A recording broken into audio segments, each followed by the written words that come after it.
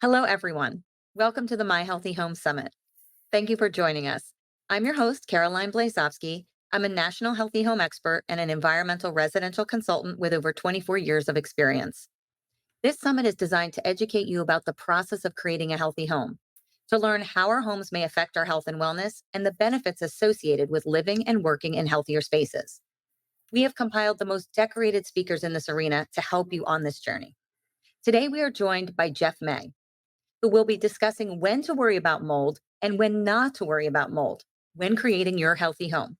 Welcome, Jeff May. Thank you for joining us. We are thrilled to have you.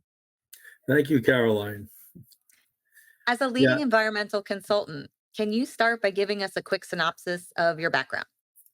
well, I started out as an organic chemist, and and then I had a rather sort of checkered past. I started doing real estate work and uh, fixing up houses and selling them. So I got very, very familiar with the internal workings of homes. And then I became a home inspector. And because I have a lot of allergies and asthma, I became very interested in how, what the impact of the home environment can be on people. And then my son came down with a very bad asthma, and I had to figure out what the problem was. And I discovered a big, big dust mite problem in his mattress. So that kind of that kind of got me going, understanding about houses and actually being very, seriously affected by the indoor environment myself and my family. That's the best type of experience, right? When you It's live it. absolutely. I don't understand how people can do this kind of work if they don't have the kind of sensitivities uh, that you need to have to be sympathetic, really. And that's why we have you here today, because you are an expert in this field and have been doing it how many years? I started in 92, I guess, 91. Amazing. It's been a Well, long time.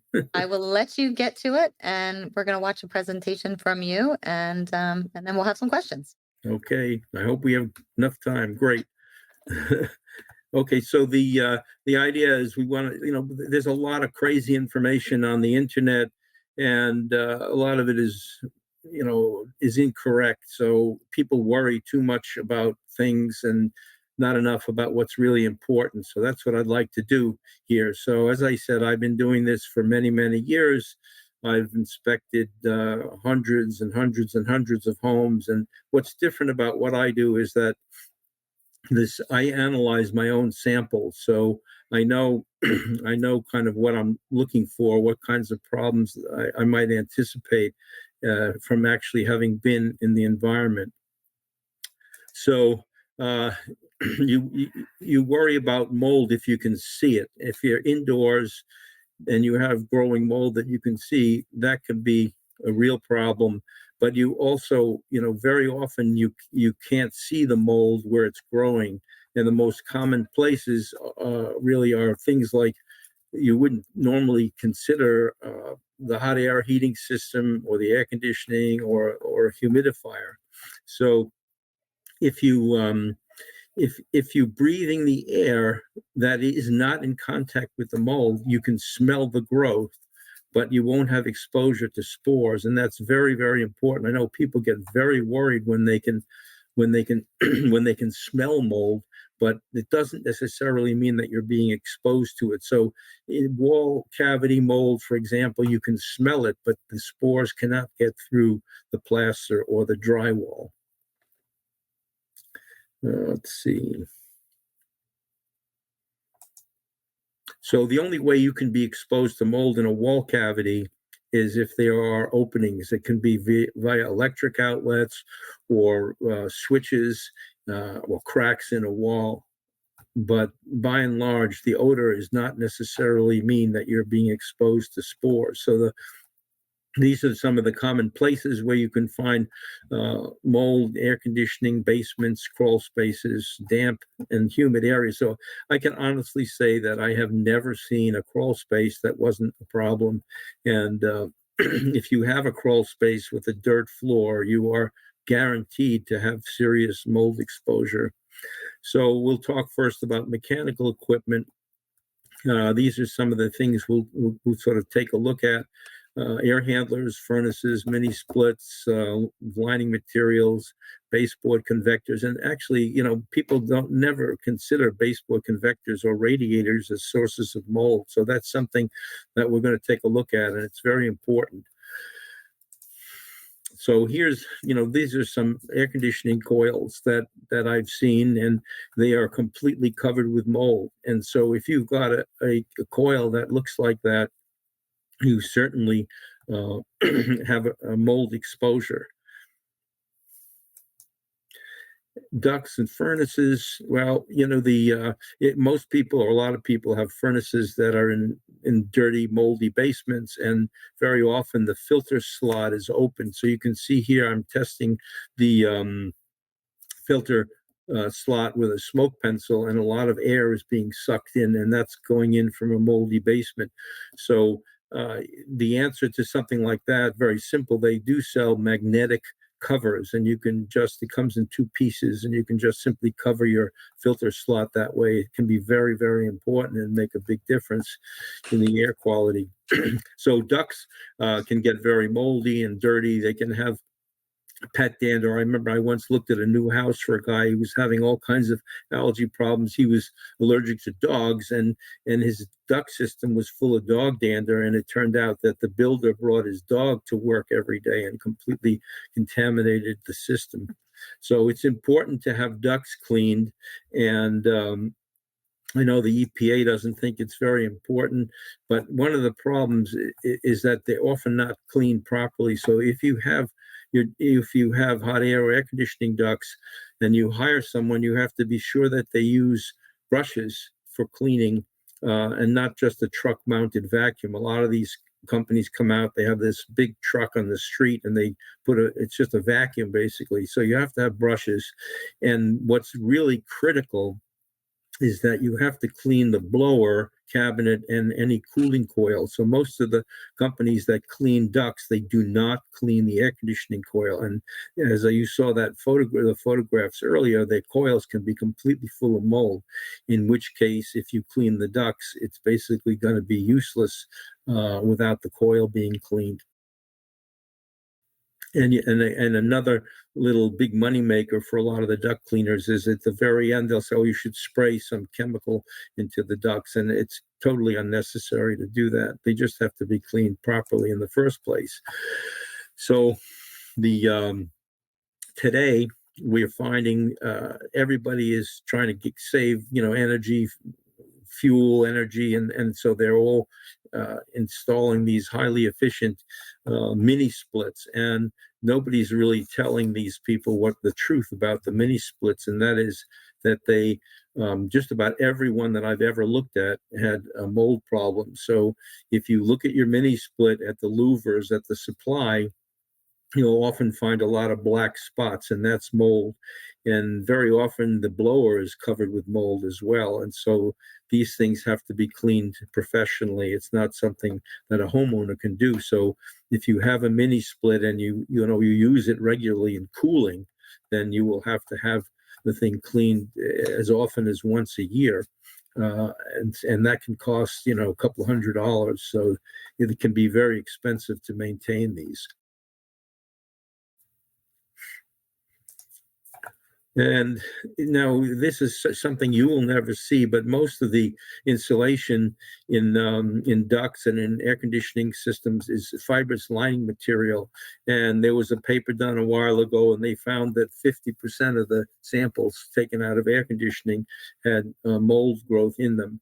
And again, this is not something you would see. So we always recommend that if there's any fibrous lining material, that it be removed. So I did a study where I compared 300 control houses to 600 houses that I'd inspected where people were sick. And 19% of the homes in the Boston area have central air. 38% of the homes where people were sick had air. So if you have air conditioning and you have allergies, you're twice as likely to have allergy and asthma because of that horrible, wonderful system. So Maintenance is important. You got to use good filtration. Decent, a MERV 11 filter is a minimum for having keeping the air clean and the system clean.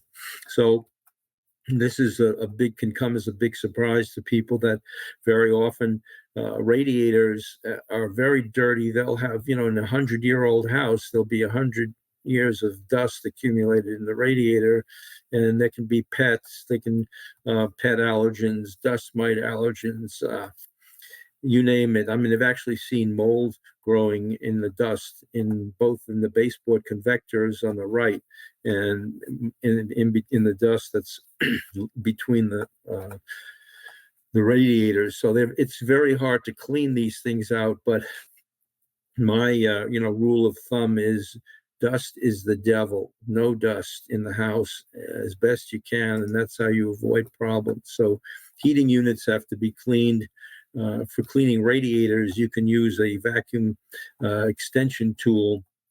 They can be pretty tricky to clean. Baseboard convectors, you have to take the cover off and HEPA vacuum all the loose dust, and then you blast the spaces between the fins with steam from a steam vapor machine. So steam vapor is miraculous, and very few people know about this. The machine costs about $350, and the steam vapor, it instantly kills all dust mites. It kills fleas. It kills anything that's crawling around in a cushion or a carpet, and anything that's living between the fins of the baseboard convector. So basements can be a problem. You have to control the relative humidity. This is an extraordinary picture of mold growing under a shelf, and the reason it's so fuzzy is the mold growth was never disturbed, so it grew to very extensive heights. And if you wave your hand over something like that, millions of spores get into the air. So all basements have to be dehumidified. The relative humidity shouldn't be more than 50% in the unfinished spaces and 60% in the finished areas. And you really, a lot of these dehumidifiers have a little number on there, a digital number, and it tells you what the relative humidity is, but that's what the relative humidity is at the machine where it's lowest. What you really want to do is get a thermal hygrometer and put it somewhere remote from the machine near the floor, and that's where you want it no more than 50 or 60%. There's a type of so-called dehumidifier now that's been spreading. They're getting popular, and it's just what they call an exhaust only dehumidifier. So in the little inset over here, you can see that's what the kind of vent looks like at the exterior, and basically all this is a fan. And although it can reduce the odor in a basement, it does not really dehumidify. I've actually seen mold growing on some of these units that they're so useless in terms of controlling the relative humidity. And to buy one is almost as much as what it costs to purchase a really good dehumidifier. So you do not want to waste money on an exhaust only dehumidifier. It's critical to control the relative humidity in a basement. As I said, it shouldn't get over 50% if it's finished.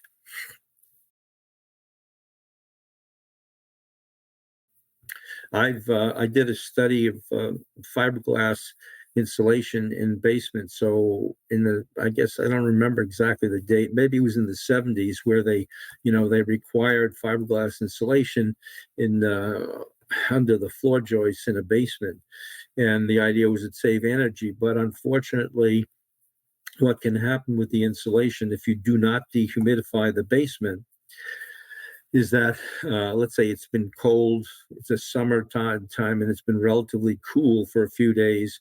The insulation is cool, and now suddenly it gets very hot and humid.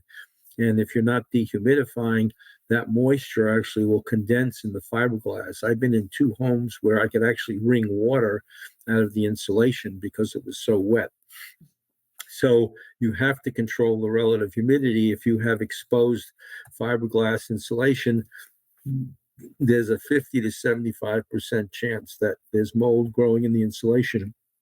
And it's really not It's not something that you can see at all. You would never know. It could look as nice and new as ever. So here's a good tip. What you can do is just, if you go, a lot of stores now sell these little petri dish kits, and you can just take a petri dish, remove the cover, and just very gently press it up against the insulation in a couple of different places, and then just sit there and watch it. And if you get many, many colonies that all look the same the way they do here, that's the mold that's growing in insulation. And the only sort of caveat is that if you're allergic to mold, you really have to do this with an N95 mask and a hat on, because you don't want to be exposed to the mold that's going to be dropping out of the insulation when you disturb it. Crawl spaces, as I said, they're always moldy, and for years the building code required that the crawl spaces be ventilated to the exterior. And it's been shown, really, I guess over 20, maybe 30 years ago, that the only thing that ventilation for a crawl space does is to bring in moist air. So most of the moisture in a crawl space, if you have, let's say, a concrete floor, it's just coming from the outdoors. So finally, the building code now allows for crawl spaces to be ventilated to the inside, and that's a crazy idea. So crawl spaces have to be dehumidified just the way basements do, 50%, no more, and then you have to have a vapor barrier over the soil. Really, dirt floors and crawl spaces should be illegal, in my opinion. I've seen so many problems. So you can have a sealed crawl space as long as it's ventilated to the inside. And the way to think about that is, if you've ever seen your crawl space, or you look at the pictures that I just showed you of a crawl space, if you ventilate it to the conditioned space, basically what you're doing is you're breathing the air in the crawl space. And it's tragic that the building code changed in the way that it did. So I would never make a crawl space part of a duct. Really, what it is, it's becoming part of the duct system. It's a giant dirty duct that can never really be cleaned. So you dehumidify the crawl space. And I actually looked at one crawl space where they had this huge duct in the crawl space to, this was ventilating it as part of the new building code. And it was a filthy, moldy crawl space. And the whole house smelled like the crawl space because air was being sucked from the crawl space. So some of the other items that can cause really serious health and mold issues: refrigerators. So if you're renting, or if you're moving into a house where people have actually lived before, you will often find the refrigerator is just, the intake is filthy, and there'll be all pet dander and mold, all kinds of things that have grown in the house. And then in the older style refrigerators, there used to be something called the drip pan, and the drip pan was filled with water from the condensate of the refrigerator, and anything in there would get moldy, and the heat from the compressor blows over that and distributes that. So when I discovered this problem, I was sitting in my kitchen, and every once in a while I'd have asthma symptoms, and I couldn't figure out. I'd just be sitting there, and then one day I realized whenever I started coughing, the refrigerator turned on. So I took out the drip tray, and there in the middle of a puddle of water was a moldy pearl onion, completely covered with mold. And when the air blew over that, I was breathing in the spores and reacting to that. So in the newer refrigerators, it's kind of tricky. The old ones had a pan at the front. The newer refrigerators, you have to roll the refrigerator out and don't scratch your nice floor up. You may have to put some cardboard under the thing, but you slide the refrigerator out, you take the panel off the back, and then you have to sort of clean the inside. It's not that easy to do, but there can't be any dust in the refrigerator. It's something you might have to do every, once a year or every other year, but no one ever tells you to do that. But dust is the devil.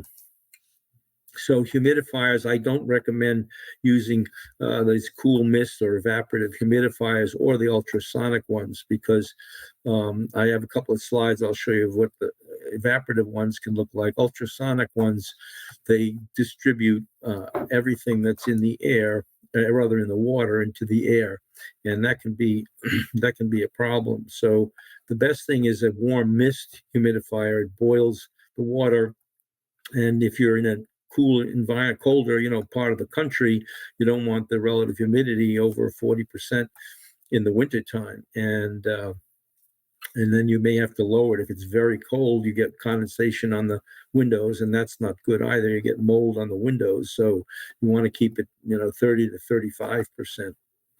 So here's a couple of different, well, these are evaporative type humidifiers. I know some people, they make a chemical additive you can put in there, or some people use distilled water, but eventually dust will accumulate on the filter, get wet, and get moldy. And these can be a big source of mold spore exposure. So everybody's using air purifiers now, especially since COVID came, and the portable air purifiers, they work, they're great, but the problem is, let's say if you have dust mites in your bed, or you have mold in your carpet, um, when you're not walking around, then the air purifier has a chance to remove the particles. But if you're walking around, you still have exposure to the particles. When you get into a bed, it's going to disturb the dust mite droppings, and so your air purifier doesn't do any good. The allergens just go right into your lungs. So air purifiers, they're great, they work, but you have to get rid of any sources first. So recently, these two fellows came up with this great idea. A lot of these air purifiers cost hundreds of dollars, and you can make this one yourself. And there's a lot of videos on YouTube on how to do it. But basically, you just take four MERV filters and tape them together and put a window box fan on top. And they've shown this Corsi Rosenthal filter cube. They've written papers on how effective it is. So it's very inexpensive, and something a lot of schools have started using. So I call actually, we've written a book called My House is Killing Me, and there's a chapter, I think, on Trojan horses. And when you go into an antique store, the furniture is all beautiful and polished, and nobody bothers to look at the bottom or the back of anything. And I'd say most of the antiques that I look at, they have mold on the bottom, and the way to see that is by you shine a bright light and glancing angle at the surface, and then you can see the mold lights up. It's a very, very common problem. And so here we are. When you don't have to worry about mold, it's when it's on the outside of the house. It's ugly, but it doesn't really have much of an exposure. So very often on overhangs, you'll get cladosporium growing. It's a black mold. It's the most common mold in the world. And it doesn't necessarily get inside. So your exposures to indoor mold are much, much more important than the outdoors on the house. Of course, if you happen to be allergic to that outdoor mold, that could be a problem, but not nearly as big of an issue if you have that in the growing indoors. So another big we used to get, like, when the real estate market is hot, we'd get like every couple of days a call about after a home inspection, they found mold in the attic. And people get very, very worried about it. So it's a big, big issue in real estate. And if you're selling a house that has a moldy attic, chances are you're going to have to pay to remediate that before you sell the house. So, but as far as you live in a house with a moldy attic, you have very, very little exposure to the mold that's in the attic, unless you go up there a lot, or if you have a furnace or air conditioning equipment up there that's sucking in air, from the attic. So the reason is that in most homes, the airflow is from the basement to the first floor, and then the second floor, and then into the attic and out. So the spores don't generally migrate down from the attic to the downstairs. There it is again. Dust is the devil. evil lurks in the dust. I mean, I have looked at thousands and thousands and thousands of samples of dust, and sometimes I want to cry when I see what I find in the dust that people are breathing. So if you have pollen allergies, you can have residual pollen in there, but I guess mold and mites are the big problem, and really something that nobody talks about are the only kind of mites people talk about are the dust mites, and they live on skin scales in your bed, in your pillow, or in a chair that you spend a lot of time. But there are, if you have mold, you always have mold-eating mites, and the mites have droppings that are very, very allergenic, and so it's really important to get rid of dust. You have to think about house dust as food for something. And, if you look at the dust in a closet, let's say, well, if you look at the dust on a TV screen or a shelf or something, and it's just gray dust, and when you look at dust in the baseboard in the back of your closet where you've never cleaned, you'll see all these little yellow spots, and that's all the little droppings from the things that have been eating the dust. So there are many different species of mites that live indoors, and many of them actually eat mold, and their droppings are very, very allergenic. So dust mites are really only a small part of the picture, and typically you will find them in a bed or a pillow or a chair that you sit in, but they don't really live in carpets unless you're in a very humid uh, part of the country, or it's all carpets over a crawl space. But the allergens can fall from the mattress into the carpet, so you will find mite allergens in carpets and floor dust. So dust mites, as I said, it's primarily in mattresses and places where people sit. And there's all kinds of nonsense on the internet about that. Your mattress is increased by 10 pounds or something from dust mites. As I said, I sample every bed in every house that I go into, and maybe a third of the beds that I look at have a dust mite problem. So if there is a dust mite problem, you can eliminate it with steam vapor from a steam vapor machine. This is not steam cleaning. Steam cleaning just uses warm water. Steam vapor is pure steam. So the best thing that you can do for preventing dust mite problems is by using a mite encasing on the pillow and on the mattress and the box spring. And there's the newer ones that you buy in the stores now, the dust mite encasings. They don't have any plastic on the inside, and I've actually looked at some of these under the microscope, and there are actually holes big enough to let the allergens out. So if you have mites in your mattress, you have to use an encasing that has a polyurethane liner. It's a very thin plastic layer. It's very comfortable. It's pliable and soft. You won't even know it's there. But the strictly woven type, I don't believe are nearly as effective. And for kids, I've seen actually, I had a doctor say that you should take your mattress cover, off and wash it. But if you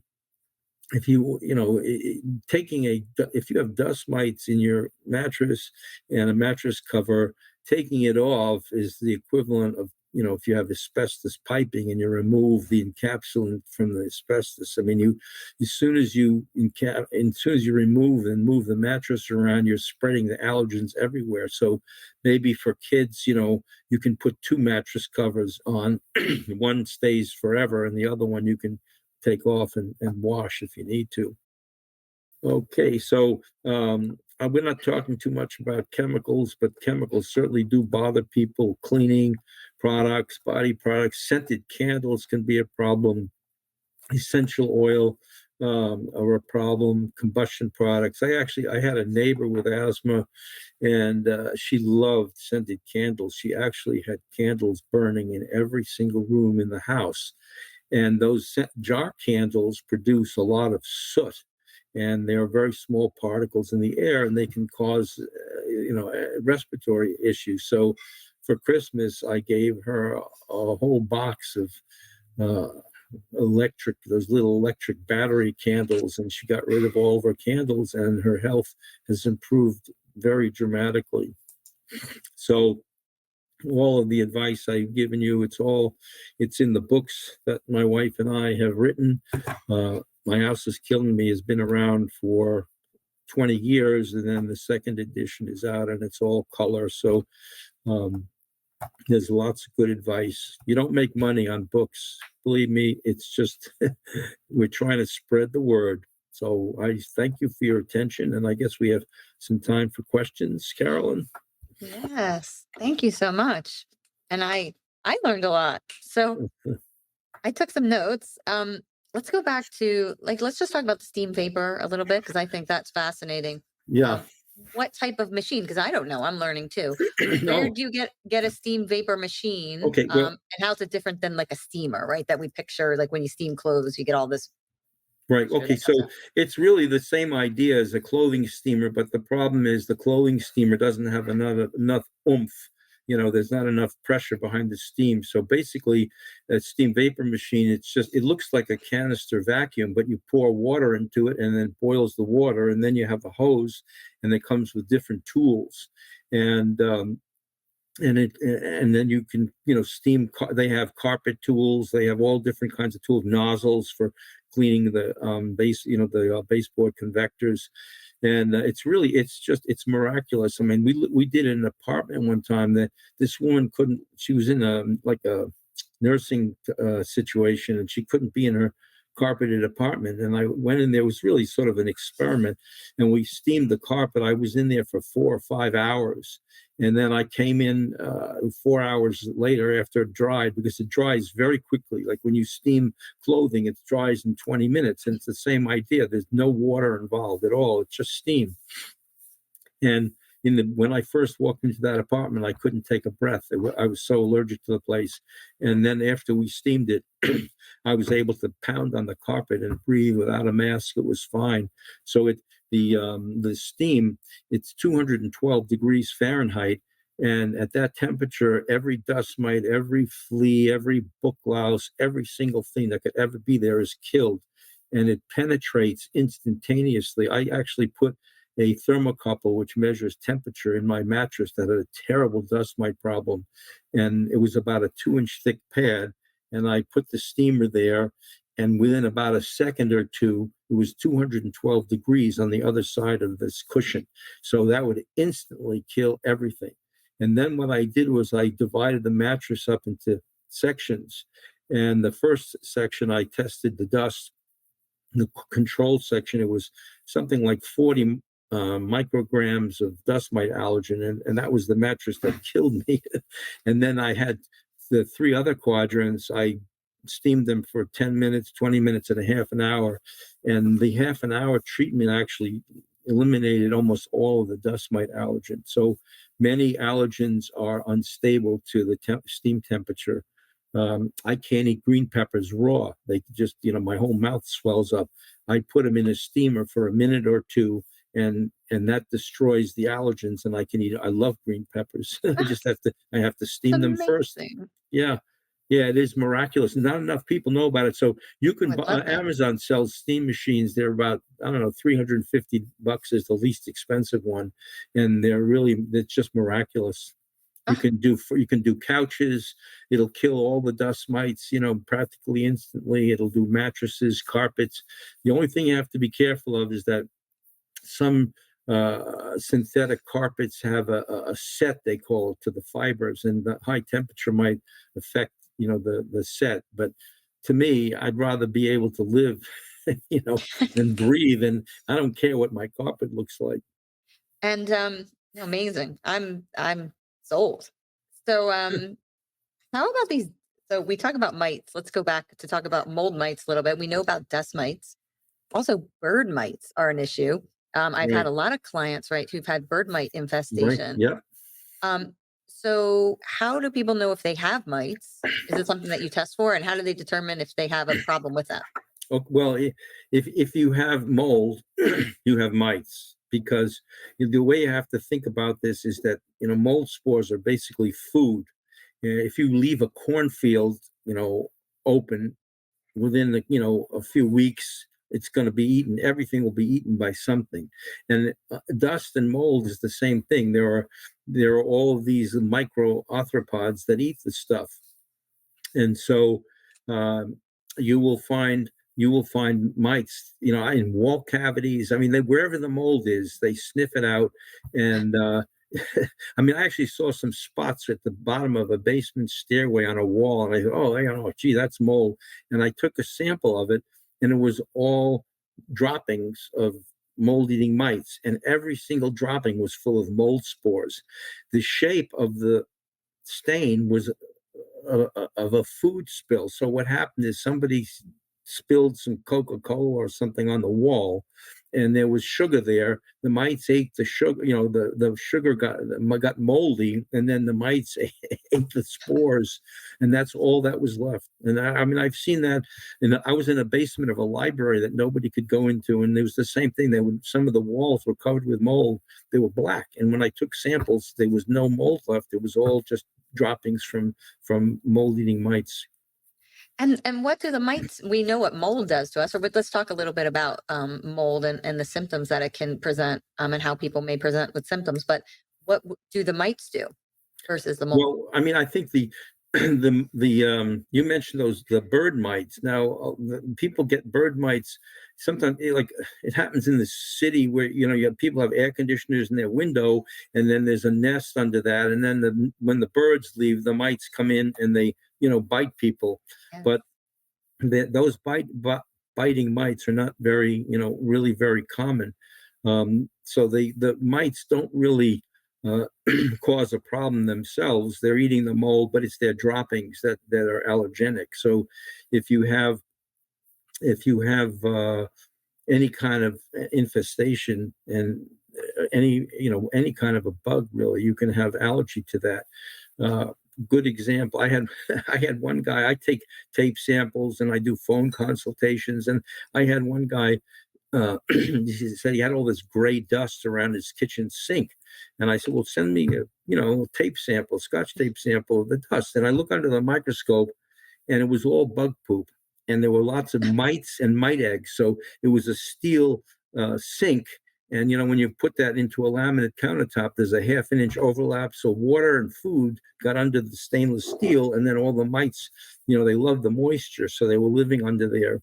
I had another place. This guy had all this funny dust coming out from behind his cabinet in his kitchen, and it was the same thing. It was all bug poop, and we moved the cabinet, and water had leaked in behind the kitchen cabinet, and there was all mold growing on the drywall behind the cabinet, and book lice were eating the mold, and the droppings from the book lice were falling down onto the kitchen counter.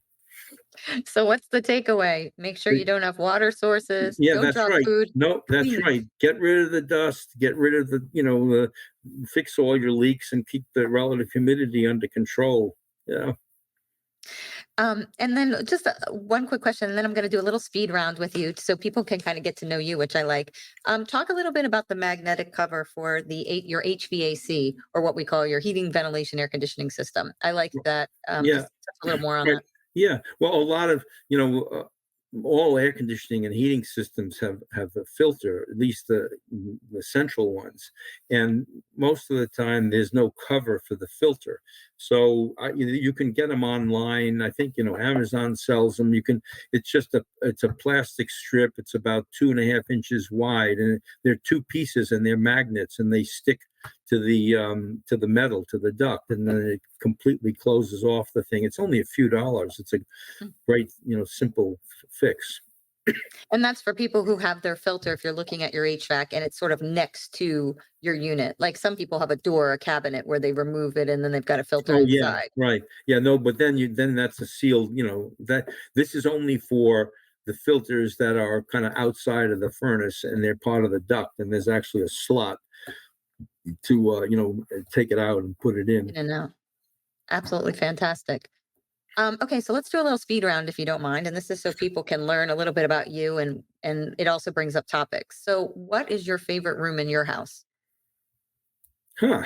Like my office.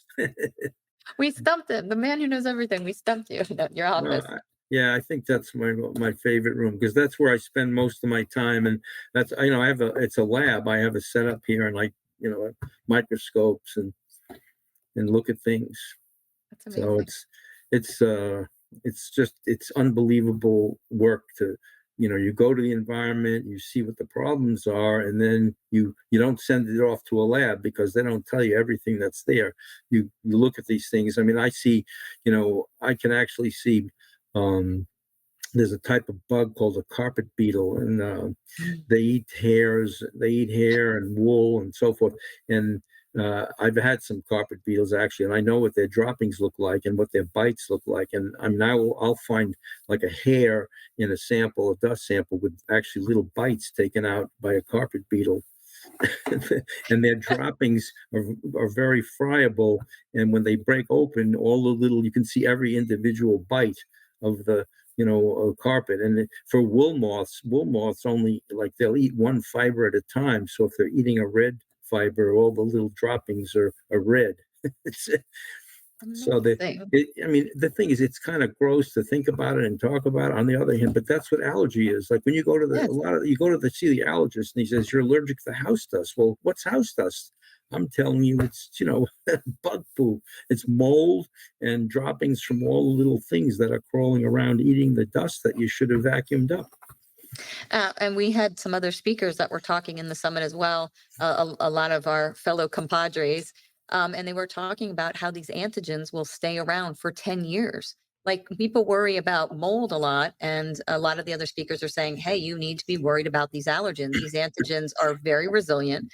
And it's Right, not like a one time cleaning and they're gone. You have to keep doing your due diligence over and right. over again because the Yeah. antigens are that powerful. Right. I remember one study where they looked at a house where they had, where they that had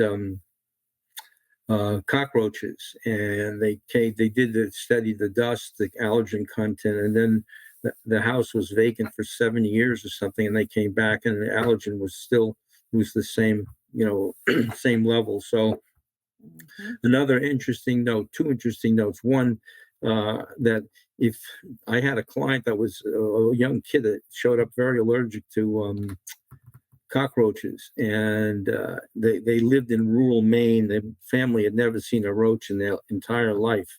And well, it turns out that there's cross reactivity for the cockroach antigen and the antigen that's in the Asian beetles. These what are they? They look Oh, like, like the fake ladybugs, they look yeah, the almost like a ladybugs, lady, right? they The look like a fake. Asian ladybugs. Their droppings have the same antigen that is in cockroaches. So they had millions of these little ladybugs all over the house. So in fact, he showed up allergic to roaches, but his real allergy was Mm. to the Asian ladybugs. And how did you determine that they had the same? Did you do it through a protein Oh no, lab, that was done. That was allergen lab? some allergist. Actually, it was a guy in Boston. I think it was Frank Twarog was the allergist who actually did that.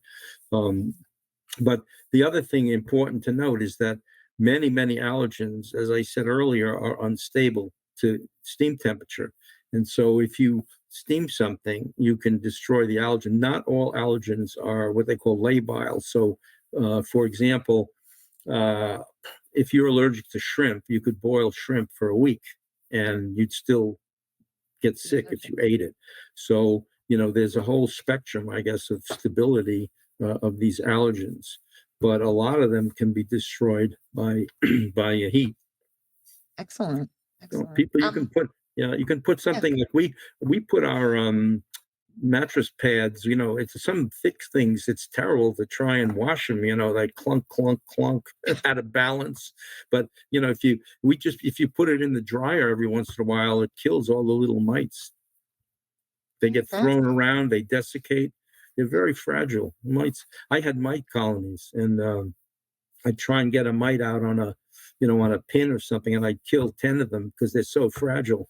So you throw them in the dryer with a shoe, and Amazing. And they're gone. they're gone. Right. They're not so durable. No, no, they're just like a little bag of water, but they're my worst allergen, really.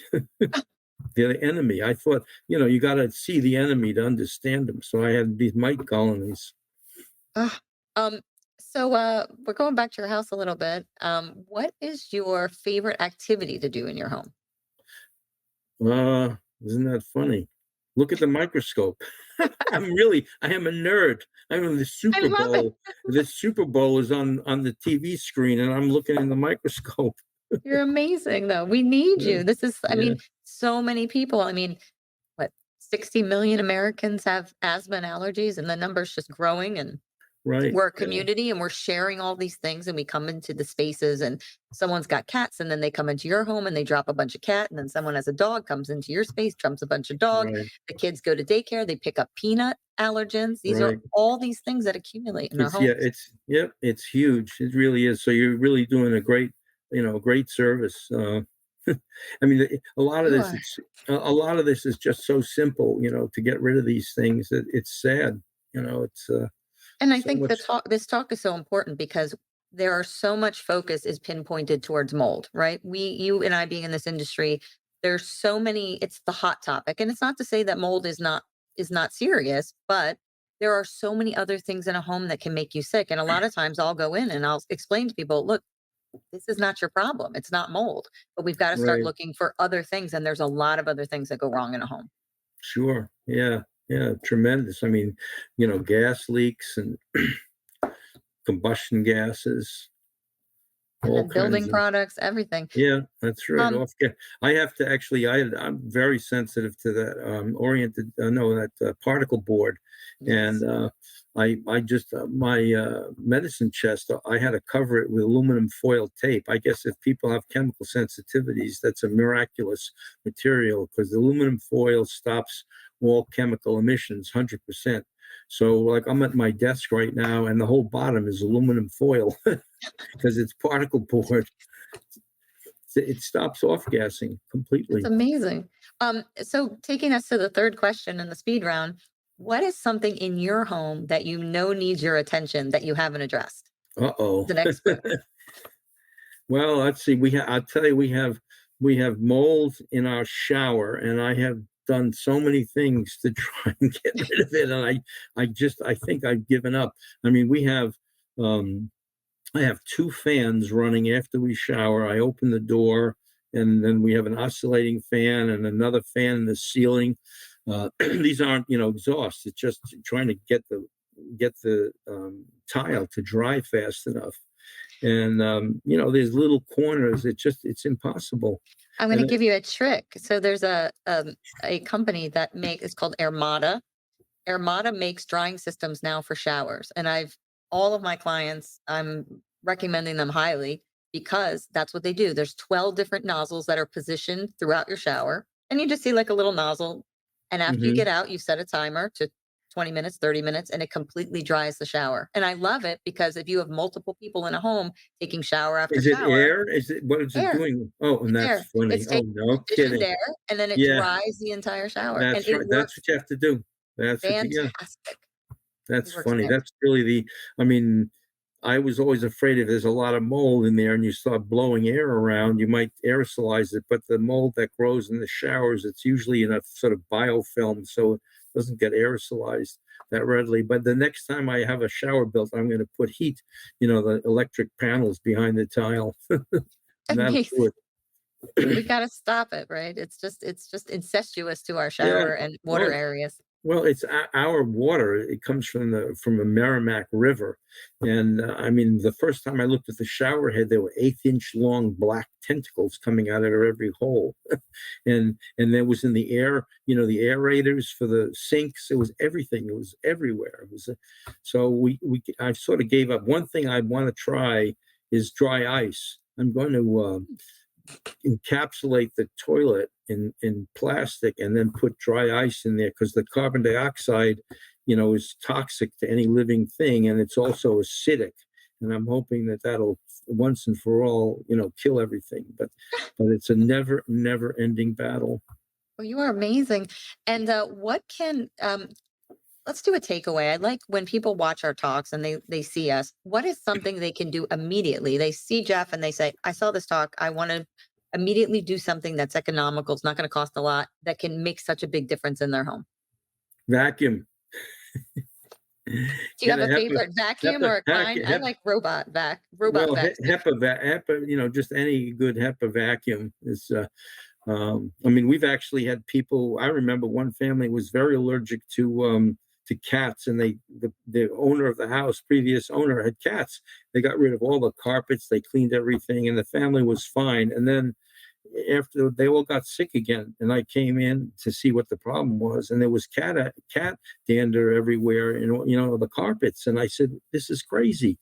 It turns out their neighbor has cats, and they use the same cleaners, and they don't have a HEPA vacuum, so they come in with their lousy vacuum, and they blow cat dander all over the neighbor's house, and now they're all suffering.